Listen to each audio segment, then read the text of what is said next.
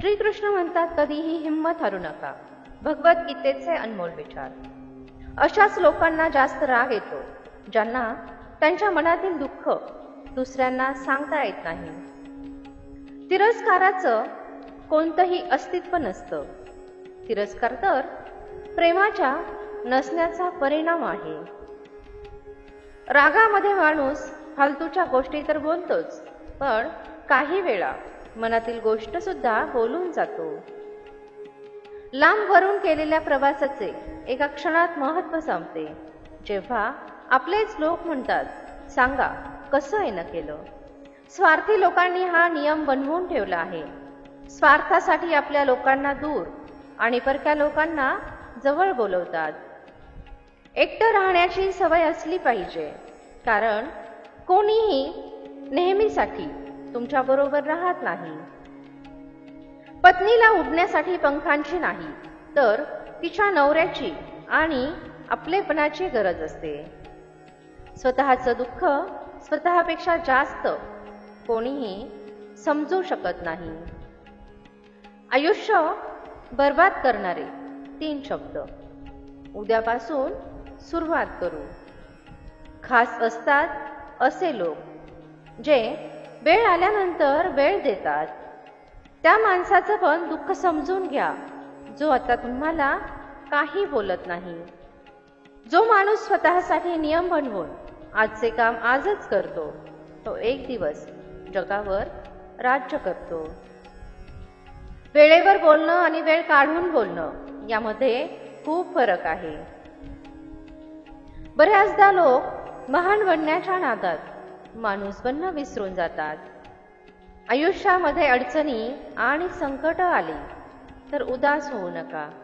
नेहमी लक्षात ठेवा, देव अवघड रोल त्यांनाच देतो जे चांगले ॲक्टर असतात.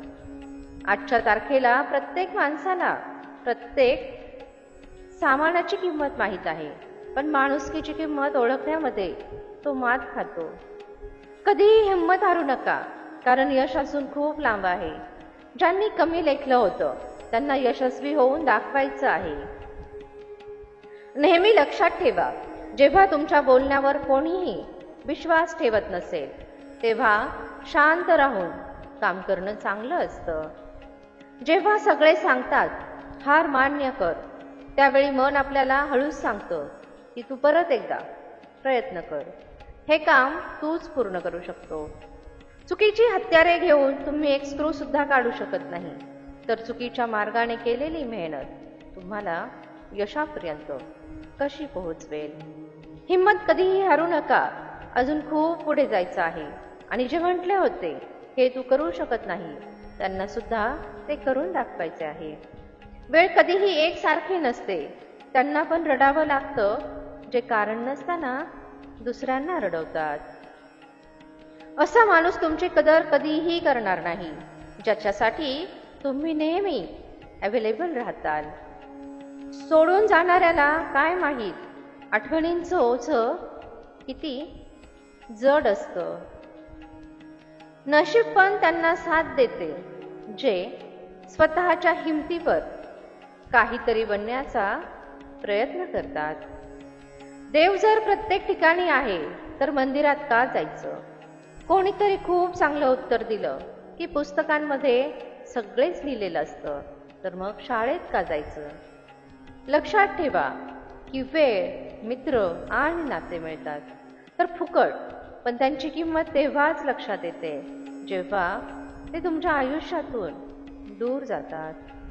स्वतःमध्ये डोकावून पाहण्यासाठी हिंमत पाहिजे. दुसऱ्यांमधील कमतरता सांगण्यामध्ये तर प्रत्येक माणूस हुशार आहे.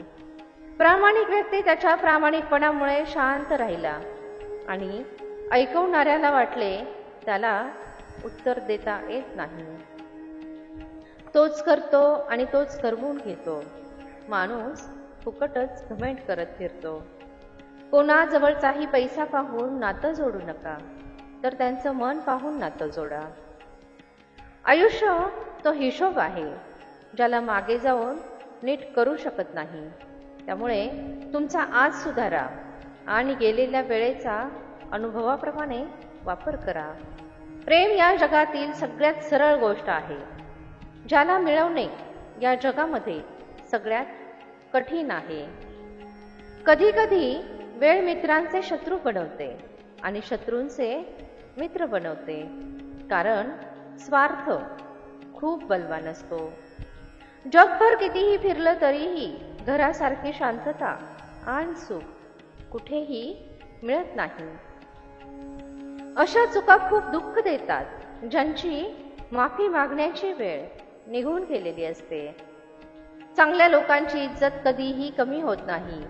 सोन्याचे 100 तुकडे केले तरीही त्याची किंमत कधीही कमी होत नाही. जेव्हा व्यक्ती पडतो तेव्हा त्याला स्वतःची लेवल कळते आणि जेव्हा मदतीची गरज पडते तेव्हाच आपले लोक कळतात. जर लोक तुमची फक्त गरजेच्या वेळी आठवण काढत असतील तर वाईट वाटून घेऊ नका. या गोष्टीचा गर्व करा, कारण प्रकाशाची गरज तेव्हाच पडते ज्यावेळी अंधार असतो. एक श्वास सुद्धा घेणं तुमच्या हातात नाही, कारण तोच झोपवतो आणि तोच उठवतो. प्रत्येकाला जमत नाही कोणा एकासाठी प्रामाणिक बनून राहणं. जर कोणी तुमच्या चांगल्या कामावर संशय घेत असेल तर घेऊ द्या, कारण संशय नेहमी सोन्याच्या शुद्धतेवर घेतला जातो, कोळशाच्या काळेपणावर नाही. माणसाची जिद्दच आहे जी त्याला घडवते सुद्धा आणि बिघडवते सुद्धा. तुटलेले नाते सुद्धा परत जोडता येते, फक्त अट एवढीच असते की समोरच्या व्यक्तीला सुद्धा तुमची गरज पाहिजे. दुसऱ्यांच्या बळावर उडण्याचा प्रयत्न केला तर तुमच्या बळावर उडण्याची कला विसरून जाताल. शब्द जर पाळता येत नसेल तर कोणाला शब्द देऊही नका. एकट्यानेच लढावे लागते आयुष्याचे युद्ध. सल्ला देणारे खूप असतात, पण साथ देणारा कोणीही नसतो. दुसऱ्यांवर अवलंबून राहणारे लोक कधी आनंदी राहू शकत नाहीत. त्यामुळे स्वतःला इतकं यशस्वी बनवा की तुमच्या गरजा आणि इच्छा तुम्ही स्वतः पूर्ण करू शकाल. प्रत्येक माणसामध्ये काही ना काही प्रतिभा नक्की असते, पण लोक बऱ्याचदा त्याला दुसऱ्यांसारखा बनवण्यामध्ये नष्ट करतात. जर कोणी एकटा असेल तर याचा अर्थ असा अजिबात नाही की त्याला काहीही कोणीही पसंत करत नाही, तर तो एकटा यामुळे आहे की त्याला जगाची लायकी समजली आहे. आयुष्यामध्ये कोणताही शॉर्टकट नसतो. सफलता तेव्हाच मिळते जेव्हा आयुष्यामध्ये आपण थोडे थोडे पुढे चालत राहतो. आयुष्यामध्ये सगळेच लोक मित्र आणि नातेवाईक बनून येत नाहीत. काही लोक धडा बनून सुद्धा येतात. पोट तर आईच्या जेवणामुळे भरत असते. आजकाल तर फक्त भूक भागवली जाते. ज्यांना दुसऱ्यांच्या चेहऱ्यावर आनंद पाहण्याची इच्छा असते, त्यांच्या चेहऱ्यावरचा आनंद देव कधीही हिसकावून घेत नाही. जीवन यशस्वी बनवायचं असेल तर गर्ल्सवर नाही तर तुमच्या गोल्सवर फोकस करा, कारण 5 वर्षानंतर तुम्हाला कोणीही विचारणार नाही की तुमची गर्लफ्रेंड आहे की नाही, तर प्रत्येक जण हे विचारतील की तू काय कमावतो. तुमच्याबद्दल वाईट तेच बोलतात जे तुमची बरोबरी करू शकत नाहीत. तुमची नजर नेहमी अशाच गोष्टींवर ठेवा ज्या तुम्हाला मिळवण्याची इच्छा आहे, त्याच्यावर नाही ज्या तुम्ही गमावल्या आहे. अशा चुकांमुळे मनाला खूप त्रास होतो, ज्यांचा माफी मागण्याचा वेळ निघून गेलेला असतो. स्वतःला कधीही इतकं कमजोर होऊ देऊ नका की तुम्हाला दुसऱ्यांच्या उपकाराची गरज पडेल. कडू आहे पण सत्य आहे की आजच्या जगामध्ये लोक पैसा पाहून नातं जोडतात. माणूस त्याच्या मर्जीने शांत होत नाही. तो कोणत्या ना कोणत्या गोष्टीने मनातून तुटलेला असतो. आयुष्यामध्ये पुढे जायचं असेल तर कधीच कोणावर अवलंबून राहू नका.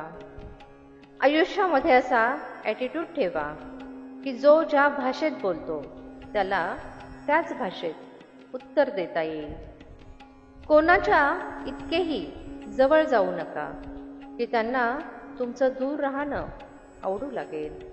नेहमी लक्षात ठेवा, जर तुमच्यावर काही संकट आले तर त्या संकटाचा धैर्याने सामना करा, कारण खिडकी बंद केल्याने संकट निघून जात नाही.